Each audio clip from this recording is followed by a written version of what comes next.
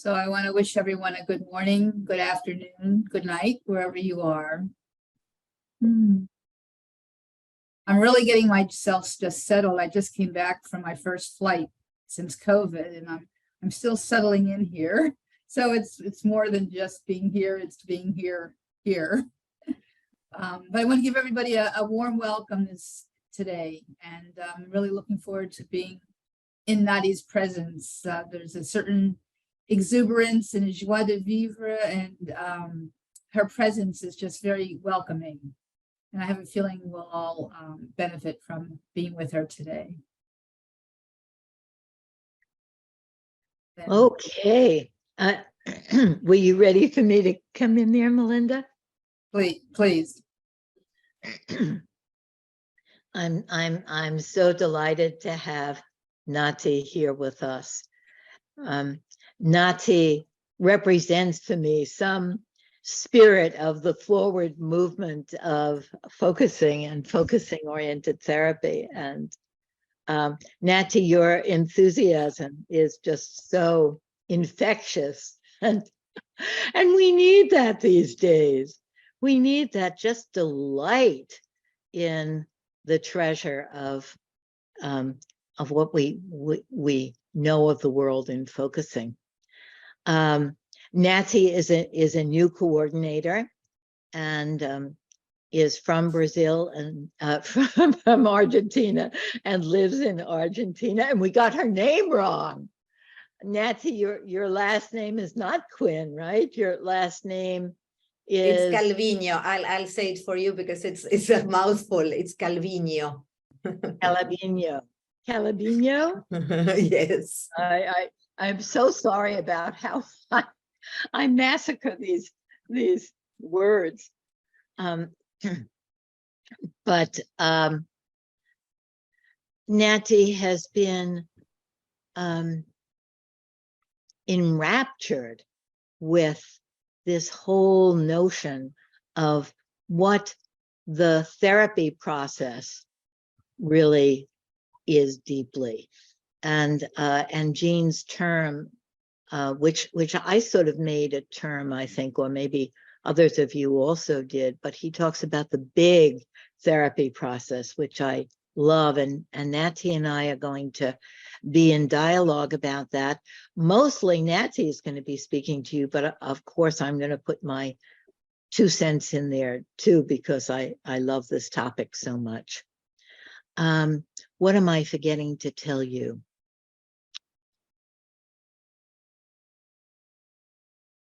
The big therapy process is such a mystery. And we're doing for our FOT channel, YouTube channel, where we're having a new playlist of questions about therapy, which is questions that people who are working with people but not therapists want to know about what Abby calls the secrets of therapy. And so Naty talking about the big therapy process fits in so well with that theme of really looking at what we mean by therapy, because sometimes therapy and focusing teaching and mindfulness training and coaching all get sort of blended together. But there is something very particular about the calling of therapy. And it doesn't mean that there's a hierarchy and that's better than other growth processes and healing processes, just that it's distinct. And so we want to be able to look at that as a community here together. Those of you who are therapists and those of you who aren't, we're all going to focus on that this morning. So Naty, it's all yours. Thank you very much, Lynn. Thank you for that introduction, and thank you for giving me this space. I think I really appreciate all the work that you're doing, and it also has a lot to do with what we are going to talk about here, because it's about really finding this space that you've created, and these different spaces that you have created are about really listening to each other, learning in a community, enriching our work as therapists, as companions, as listeners, so I'm so honored. I'm so honored. Thank you very much. And yes, you know what, when I began my process of I've always wanted to become a therapist, and my first step was to go into the university to study psychology. And what happened to me there was that I felt that the what was taught, the way everything was taught, everything was, it was so cold, was so distant, was so, like, one of the things that I thought was, how can all this theory that is so detached from the human experience help me be with somebody else and be of help to somebody else? So I had my issues there. So I left university, and then many years afterwards, I went back because I still wanted to do this. I still wanted to be with people. I wanted to have this, to find this different interaction. But again, I only found it when I got into touch with counseling, and specifically the Carl Rogers person-centered approach. So then I felt, oh yes, this is it. This is the way I want to relate. This is the way I want to listen to my teachers, to have the experience, to have it was so different. And at the same time, I got to know about focusing, and that was the top of the cake. We say that in Spanish, la frutilla de la torta, the best thing. And then I began to work as a therapist. And the more I began to work as a therapist, and I began to let myself be seen, and to trespass these places where we want to do something. I'm talking about myself. At the beginning, I really wanted to help people to do something to. Yes, that desire to help. We should talk about that in this dialogue. Yes. And how, Lynn, yes, and how that desire to help can be such a limitation, can be such an obstacle, because it's like we are trying to do our thing, and now what's coming to me is Jen Lynn's putting nothing in between. This really, that is he speaks about the manner of interaction, and what kind of interaction we need to be in order to allow for change to happen. So it was so different. It was so different. So it's not so. When I could really realize that the most important thing that I could do was to really be present. Really be present there as a human being, as Jen Lynn says, to be present as a living being, to see. When he speaks, when in the primacy of human presence, he says, when I'm just here with my eyes, and there is this other being. So this is what I feel is so important, to really be there. So there are many things that we as therapists can do and also be, but the being is so important in this interaction. The being that is seeing the person there, and that has this attitude of really wanting to see the person there behind the issues, behind the situations, behind the problems. Yes, yes, yes, yes. And what a difference it is when you're seeing the person behind the eyes and you're taking in the amazing miracle that that person is, that world, that whole world that that person is, rather than seeing what is the problem and how do I fix it?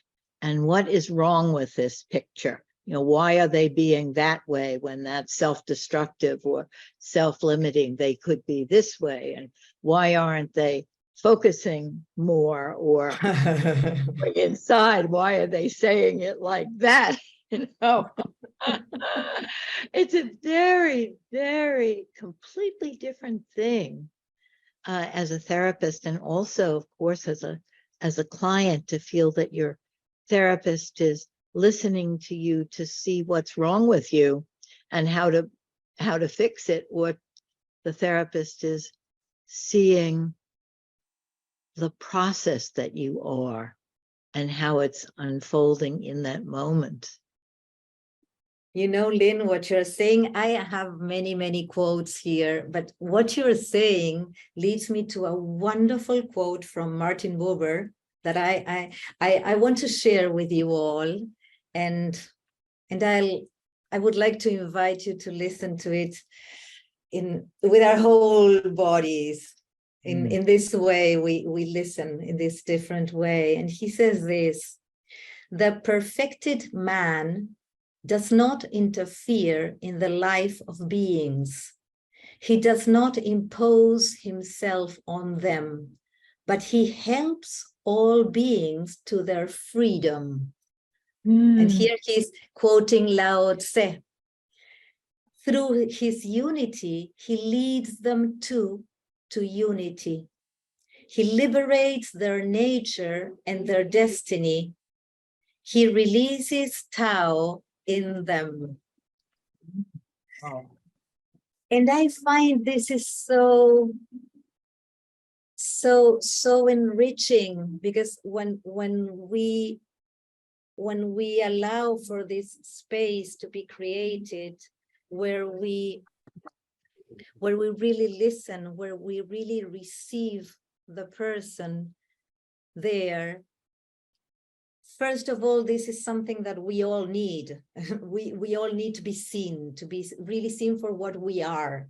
So when this happens, there's something that opens up, as if there's a kind of spark, because the person is seen and that they can allow themselves to be. So this is the type of interaction that I think and I believe Janlin is speaking about, that it has to be, in somewhere he says that it has to be a different interaction to the interaction that happened when a stopped process happened.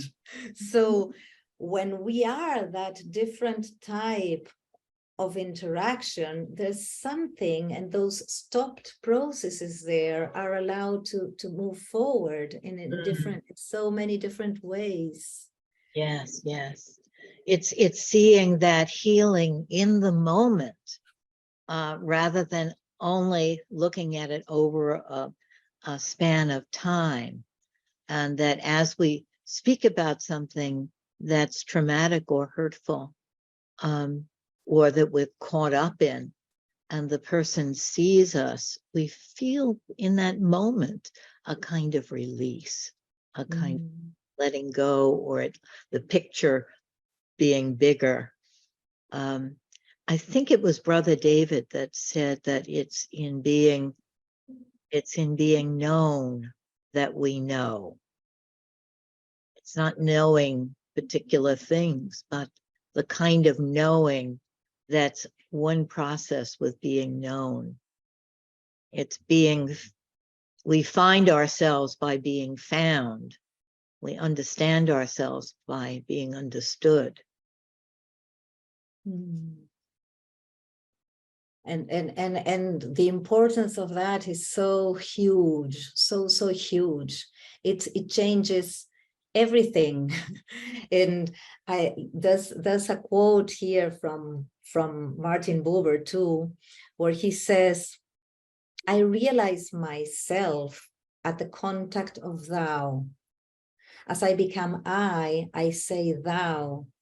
He says all real living is meeting. And then he goes on to say this that I found so important. No aim, no lust, and no anticipation intervene between I and thou. And this is what Gendlin says about keeping nothing between. Desire itself is transformed as it plunges out of its dream into the appearance. Every means is an obstacle. Only when every means has collapsed does the meeting come about. Wow. I have to take that in. Only when every means has collapsed does the meeting come about. Let's just be with that for a second. I wonder if you could say what that means to you, Naty, and maybe we could bring people in for a minute to see what it means to them and then come back to our other points. Sure. I'd love that. It's like when every means has collapsed, when I don't have an agenda, when I don't want to change anything, when I don't want to do anything specifically, and I can, of course, as Jean says in The Primacy of Human Presence, I can have all my theories, and the more the better, because I might need them and I might use them. They are there, but if they get in the way, they could be limiting. So this is what I believe and what I think about this phrase. Only when every means has collapsed does the meeting come about. When I'm not expecting anything to happen, because what I can just be expecting to be that presence, and for the person there to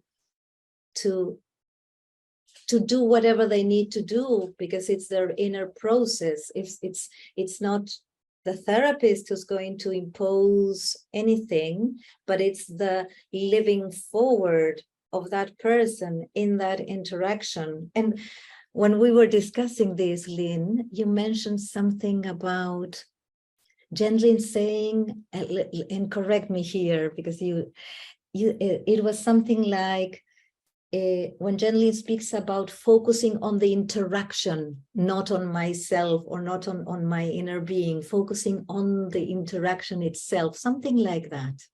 I think it was the quote that Jean says, that we don't focus in ourselves, we focus inside the interaction. Exactly. Yes. Yes. And what happens there. Yeah. In that space in between, in that interaction, and that interaction is what brings about the change and the possibility for change, because it's of course it's the process that the person does within themselves, and focusing and attending to and being with whatever, but there's something that allows for that in different ways when we are with somebody who's really present. Yes. As Jean says. Yes. Sorry. Yeah. And there, right there again, the person isn't focusing within themselves, they're focusing within the interaction. And later in the breakout rooms, we're going to experiment with that.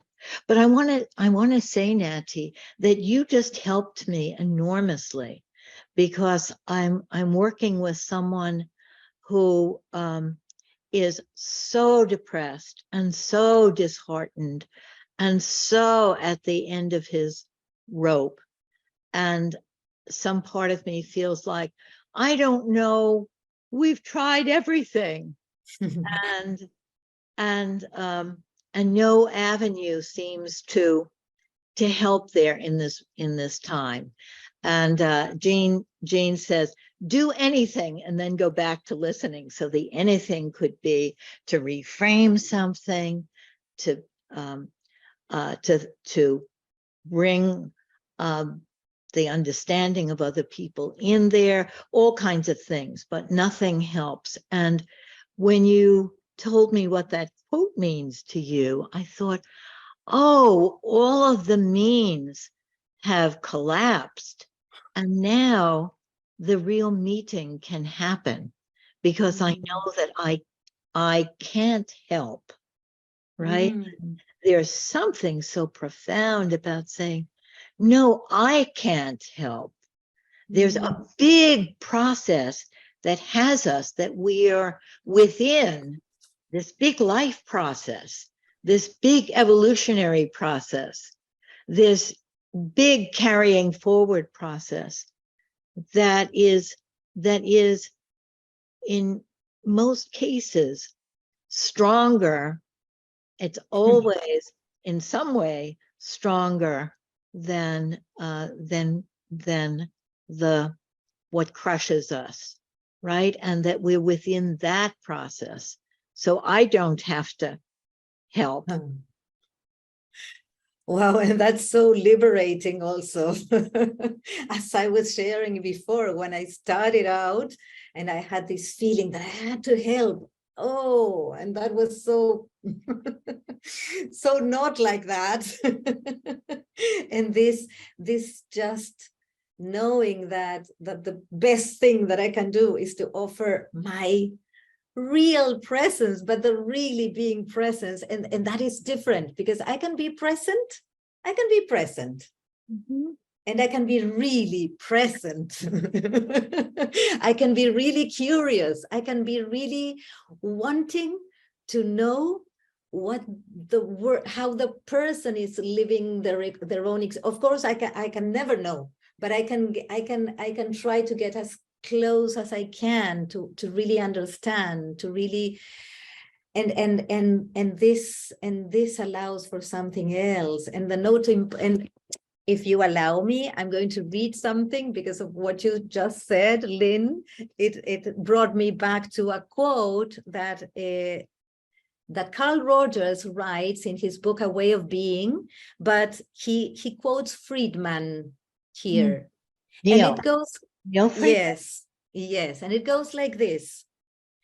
If I keep from meddling with people, they take care of themselves. If I keep from commanding people, they behave themselves. If I keep from preaching at people, they improve themselves. If I keep from imposing on people, they become themselves. I love this. I love this. And I really feel like we can really make a difference. We can really make a difference when we as therapists have this attitude of this, and I would say humble in a sense, but not in a humble in the sense, because I'm all for knowing many things and many different theories, but humble in the sense that I don't know. I really don't know. The person knows what their living forward process is. I don't know. But what I can do, and it's not a little thing, it's a really very important thing, is I can be there as present as I can in this way, like really seeing the other person. And I love this in every, because this has changed my life in so many ways, not only as a therapist, but also as in my relations with everybody. It's like I used to be in big groups, and there are always people that are shyer or that don't. And when you really get close to them and want to see, and just saying a hello, or just really letting them know that you're seeing them, something comes up, something is allowed to appear in that person. And I believe this is so wonderful, this way of being. As I love the title of Carl Rogers' book, A Way of Being, because I believe it is a way of being. This way of being with people, and this way of being as therapists also. There's so much that we can do or be, as I like to say. Yes. It's and your being, this attitude that you're telling us about, and saying that it's all in the attitude, and the attitude is what makes us really present, is that wanting to know, that surrender. There's a kind of surrender in the and wonder about, what's there. Sometimes it's difficult for us to find that when the person is very discouraged, and then we can, of course, also be very discouraged, but to just with that attitude of being open to the not knowing. I'm wondering, Naty, if we should bring people in here now to see what has come in them with what we've said. Oh, I'd love to hear from people. I'd love to. Yes, of course. If anybody wants to share something. Okay. Maybe people need a breath here. Lenore has her hand up. Yeah, hi. Hi, As you Lenore. were saying this, hi, Naty. There was the sense of quiet when I'm in a really quiet place and I can step back and not have any, it's like my space has to be cleared in order for me to really be present. And when I'm in that zone, it feels wonderful. Obviously, I'm not always in that place, but it feels good, because then I can really be open to receiving and hearing in a way that I normally wouldn't be. Yes, that Wanted to space. thank you for this. Thank you for saying that, Leonore. And that space that has to be cleared, that and that allows you to be open. And what I wanted to add also is that when I can be in touch with that, when I can be in that clearer space, I can be in touch with my felt senses that are the interactions felt senses, as we focus on the interaction, not on it's, and then something else can be shared there, can be brought there, because then what I'm sensing, I can share something, I can offer something to the other person that comes from this felt sensing in the interaction, and that might help, of course, and that might open up. So the more I'm in this is what I believe, the more I'm in this clear space, I can feel more into what's going on with what's happening there, and my felt sensing is there, and can be so enriching for the client, for the person, for whoever. Thank you, Naty. Thank you, Lenore. Something that comes for me is that there's a beautiful recursive process in this. A perfect and beautiful trap for me is like, aha, if I am being this way, if I can be that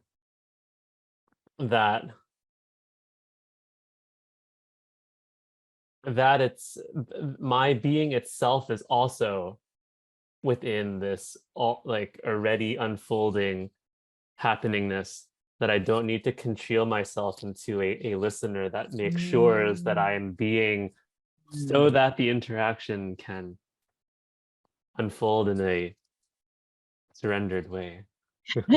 Yes, Jonathan, that what you say, perfectly recursive process, that it's and it's very mysterious also, that it is my being and my attitude, and of course my being and my attitude is within this larger interaction. Yes, and I'm reminded of what Jenlyn says about the fact that we are different. The interaction is always different with different people, and we are different with different people because it's a different interaction. It's not that we have a mask, but it's that something happens in a different way. So again, the language is funny because it's my being me, but it's a being you, but it's a being there. So it's a being in between. Right? It's similar to what Lenore said, and thank you so much, Naty. I appreciate so much your thing here. This is incredible, but it's all the conditioning that needs to be undone in me, you know, to help, to tell people what they should, you know, all that stuff, all that conditioning that needs to be undone to really fully be able to just be present, even just with myself and others. And sometimes I find myself, I'll notice that if somebody's reacting badly to me, I'll look and go, oh, what am I doing here? And I'll go, oh, it's that again, you know, it's that wanting to help or that wanting to say the thing, you know. And then I go, oh, I know what to do here. Just be quiet. Can say anything, yeah, and just stay with me, yeah. Sorry, Lynn, yes. I was just going to quote that bumper sticker that I like to quote that said, I don't believe everything I think. And and I think that as therapists, we need to not discard or reject what we think. Or what we feel, but we can hold it lightly. Oh, I think this is what's really wrong, or this is really going on here, or I think blah blah blah blah blah. I don't have to scold myself for thinking that, but I can say, oh, you know, that's not between us, but that's right over here, my thinking that. Maybe it will be useful, maybe it won't be useful, but I don't have to be wedded to it. Does that speak to what you were saying? Oh, yes, yes. Yeah. Yes, good. Yeah. I'm sorry, I interrupted you, Naty. No, it's wonderful. I love this what you said, that the conditioning to be undone, and your wonderful way of doing it, going back to the silence, going back to being silent, to be silent, and say, oh, okay. And then what you said, Lynn, I like not discarding what we are thinking or feeling, and I always go back to something that Rogers said, that is when I'm sensing something and I can offer it to the person and this is a thing, in a tentative way, like not in an imposing way, but I find myself doing this a lot when I'm with a client or listening. So I can say something like, oh, when I hear this, there's something that comes to me as, I don't know if this resonates with you. I don't know if this does something in you. And then, as Jenlyn says, if it doesn't, we go back to, as Jenlyn says, oh, you were saying. Right. That's right.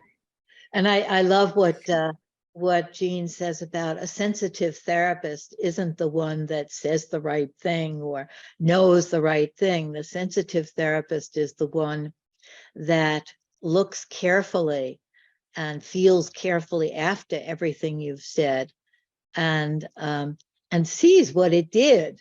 And when the person looks puzzled, you say, "Oh, forget that." That wasn't helpful to say that, or oh, you really took to that thing that I said. Yes, there's a sensitive therapist is the one that can also be corrected. That can also be corrected.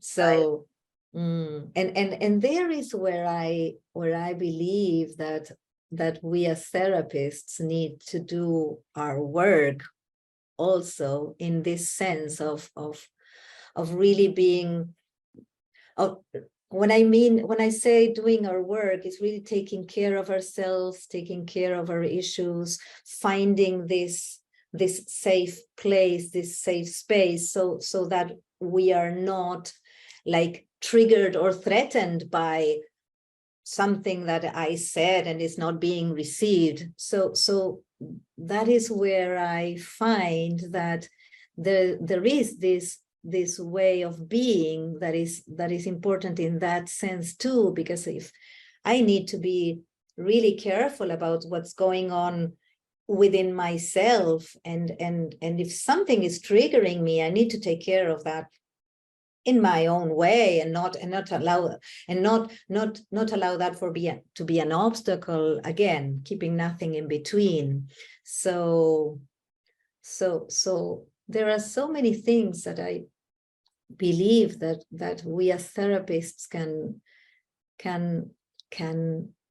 and again I'm using the word do and be, because it has to do with being, and it also has to do with doing, because there's something that we do in a way, and but that comes also from a way of being, from how, again, as Leonor was mentioning, and Steph, if I can be this clear space and as much in contact with what is, so as Rogers would say, as congruent and as real as I can be, a real person with another real person, that is going to allow for something else to happen, for something different to happen.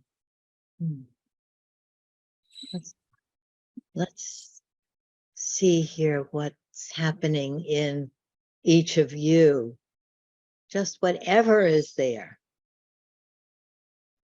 Hello, this is Jen. Well, what's coming up is I have something important coming up, and namely seeing my son and grandchildren who I haven't seen a lot in person in 3 years. And now they just moved back to the States from Thailand. We've been online a lot, of course, and we have visited them once or twice. And we have a very close relationship. But yeah, I was anxious about our first real meeting up again in the States here. And so all of this is extremely pertinent. It's like, don't come in with an agenda, like it'll be so important to just be there and see who they are after this extended time. And just to be, the word is calm, and not be thinking an agenda in my head, and just be there with the interaction, which I know will go wonderfully if I can, get other thoughts out of my mind and just be in the process, exactly like you're talking about. Yes, it reminds me that the big therapy process isn't something that only therapists do in therapy, right? The big therapy process is that way in which life moves forward in us, and that we are, as Jean says, the interaction that makes for change, that makes something better. You know that quote that Naty and I were thinking of playing him saying that for you, but we didn't want to take our time to do that, but we'll put it in the chat. That, Naty, maybe you could put the link to that. I will, yes. Our main job is to be the interaction that makes something better. So the big therapy process is when the interaction is is taking flight, is moving forward, is evolving, is developing, being part of that life forward movement. And I like to compare that with what I call the small therapy processes, which are also important, which are, figuring something out, getting something off your chest. They may be getting hold of ourselves. They may be all of those little things. I guess the most important of the little therapy processes is to get to know your issues, right? And it's so heartbreaking to me when people feel that that's what therapy is, and that's the goal. And when they know their issues, then they stop therapy, even if they're still disheartened and feel like life has abandoned them. At least they know their issues. So that's what I would see as the small therapy processes, as opposed to this big therapy process where you feel like, oh, something is happening here, even if I'm very, very sad and grieving, or even if I'm very anxious, something important is happening. Very good point. Yes, and I wanted to mention something after June. You shared about how it seems to be very important, this interaction with your son and your grandchildren seems to be really very important for you, and to somehow meet them in that special way. Yes. Just being there and being open to receiving and giving. Right. I think Dorothy wants to say something, but she's muted. I'm taking this all in, so appreciative, and thinking about what June said, and also the idea, like Gendlin talks so much about change, and I'm always thinking, like, am I really changing? Can I change? I mean, what is this idea of change that therapy promotes so much? You can change.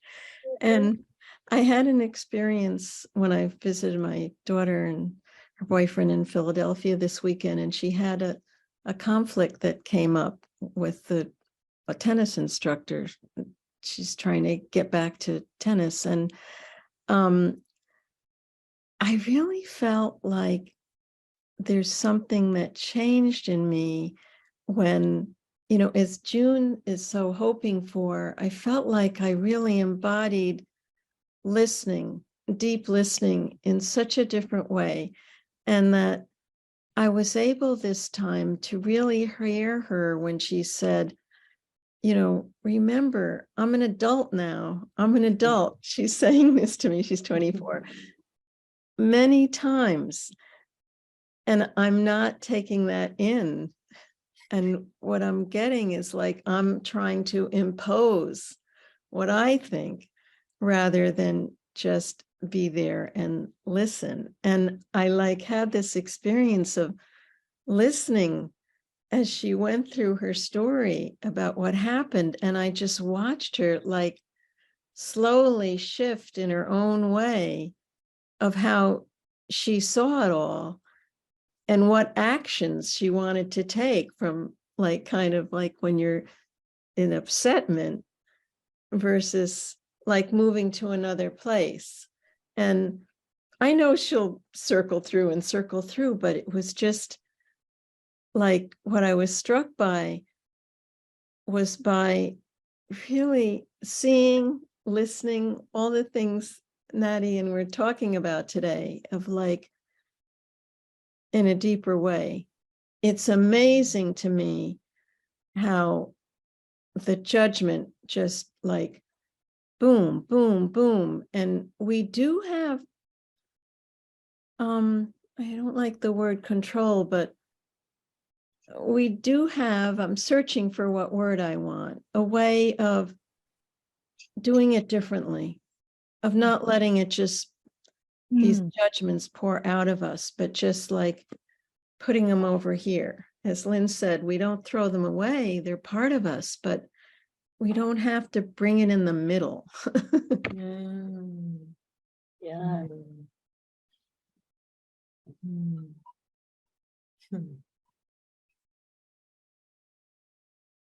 Can I just say, I loved what you said, Lynn, before, hold them lightly. That really resonated for me. Just the judgments are there, but hold them lightly. Don't like have that intensity around it. Right. I wanted may I say something to Dorothy? Of course. I just wanted to say, I just celebrate the fact that you recognize that you did it differently. You did change. You have changed. And it wasn't, it just came so organically. You didn't realize you changed until you look back and thought, oh, I did that differently. Yeah, it's wonderful when that, and I shouldn't say when that happens, that's how it happens. Is you've imbibed so much that now it's just like, you know, the cup fills and then it overflows. I'm so glad that we're talking about this word change. What does it mean to change? And sometimes people feel like, well, I'm not a good way, and then I have to change to be a good way, to be acceptable, or I'm traumatized and I have to heal, and then I'm going to be this different person, and that will be the change. And so the word change is sort of misleading. It's not like we're going to become somebody else, but that we are change. I mean, life is change. Nothing stays the same. We're all changing and growing in some kind of way. And maybe the big therapy process is participating in the change that we are. Having a vote about how we mature day by day, moment by moment, and not rejecting who we've been for somebody better that people are going to like more, but being part of this process of unfolding. You know, I want to say something about the listening aspect.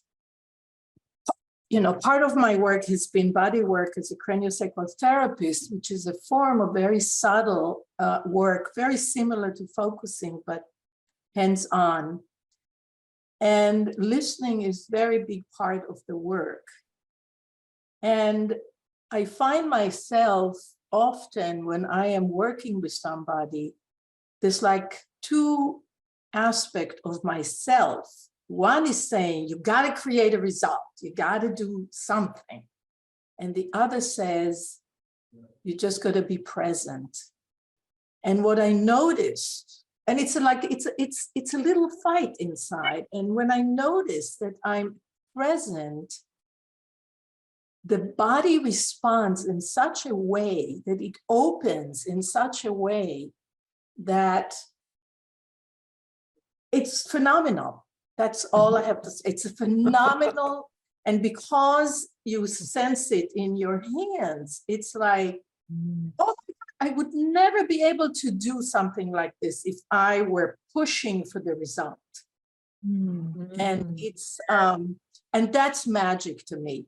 That feels like magic. Right. There is something magical about the big therapy process. Yes, exactly. And I can imagine this, you read this, feeling it in your hands. Yes. How amazing. I It don't is work. amazing.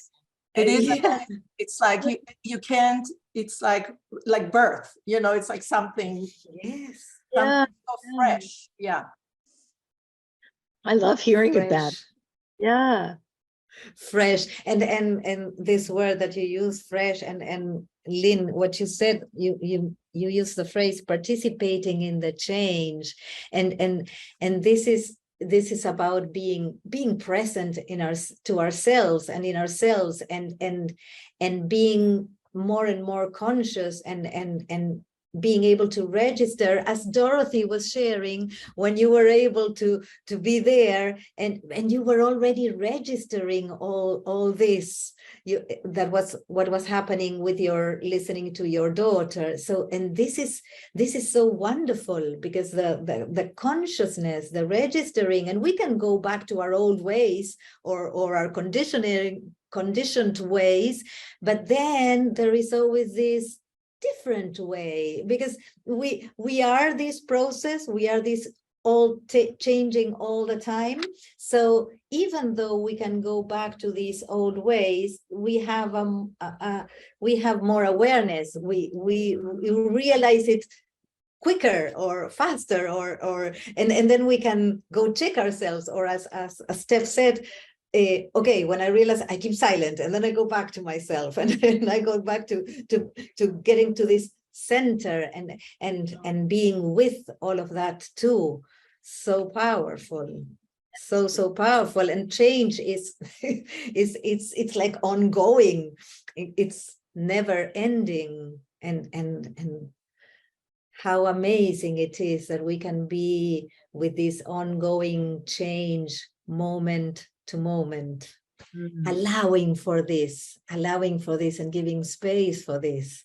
And what's coming to me now is when Jen speaks about, we usually focus on the negative things, and then when there is something that is life moving forward, it's also so important to integrate that, to really catch it.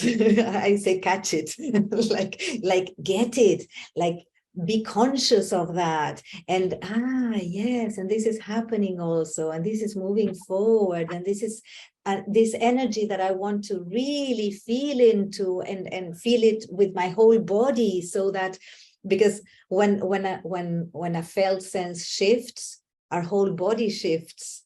So the whole way we experience the situation, the whole way we live changes. So it's also about integrating this change, and putting more consciousness to that too, that allows us to become more. So this, I love this, your phrase, Lynn, participating in the change. So Naty, we'll see if our experiment, what our experiment did. How was it for people? Did you get it? I'm so curious. I'm so sorry you didn't have more time. We'll have to give this experiment more time another time.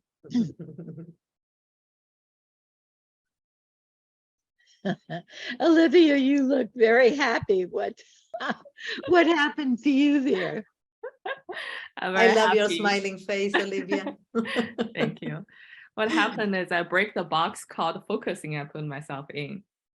So that's part of my life processing right now, is break the boxes of any concepts, any process, any things I'm supposed to do a certain way. Oh, So I had a very freeing experience, which I realized it's a focusing spirit that I'm really following with the implied, even out of any framework that called a focusing process. yes.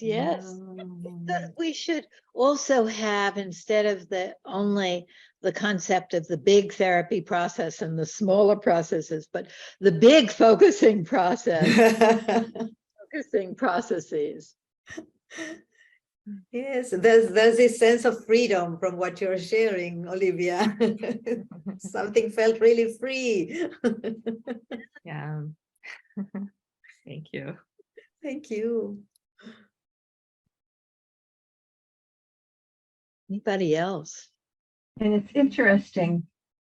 Olivia and I had different experiences. We were just silent for the first few minutes. It was just the two of us. But I felt somewhat stymied without some verbal interaction, not having known one another. And it feels for me that those moments of pause and silence are more valuable. I don't know if that's the right word.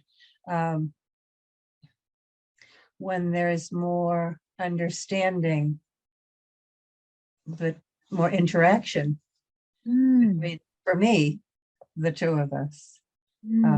So that was but it was wonderful. We took a few minutes at the end to just really focus a little bit, for a couple of minutes. And Olivia had that opportunity to really look at being out of the box, which was quite wonderful. We were speaking at that point. Which was a wonderful little bit of interaction. And I could identify with that desire as well. I always find it really difficult to focus just within myself. And I love the verbal interaction, but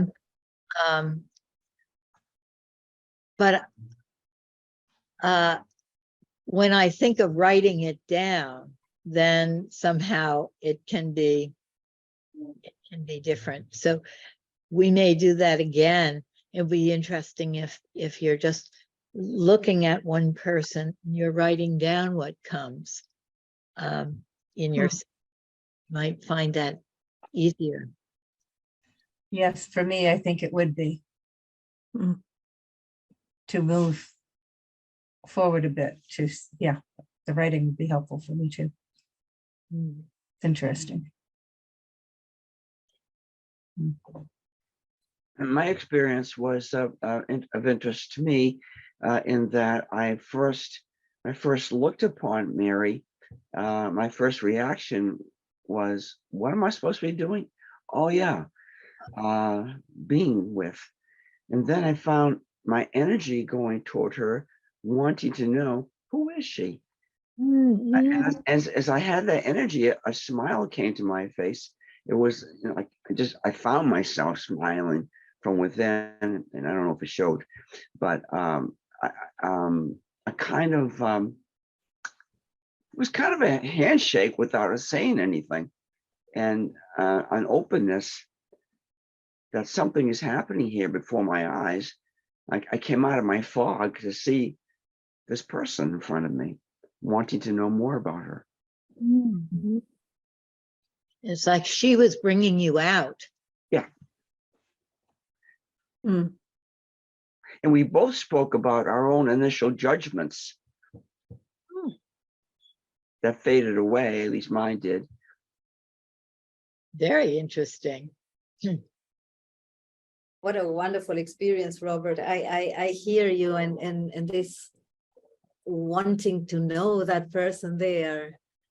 That is so and Lynn, when you said she brought you like out of yourself, it's like this energy that compels us to want to know about the other person, to want to know more, know at least a little bit more, like this curiosity about the uniqueness and the specialness about each person that is so sacred, so wonderful, so unique. So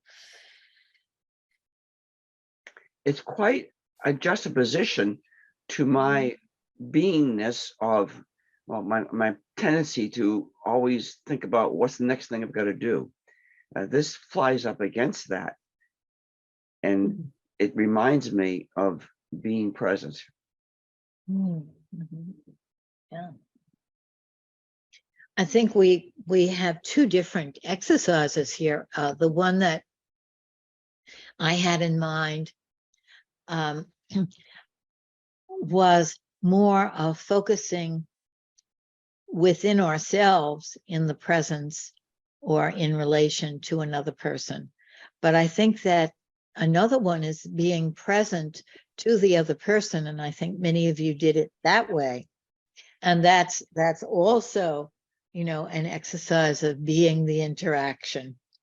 You know, if sometime we'll experiment with the two of those juxtaposed. Okay, Dorothy, we're ready for your poems. Okay, Naty inspired me to go looking for Boober on the internet. And I came across another quote that I really enjoyed. Here it goes.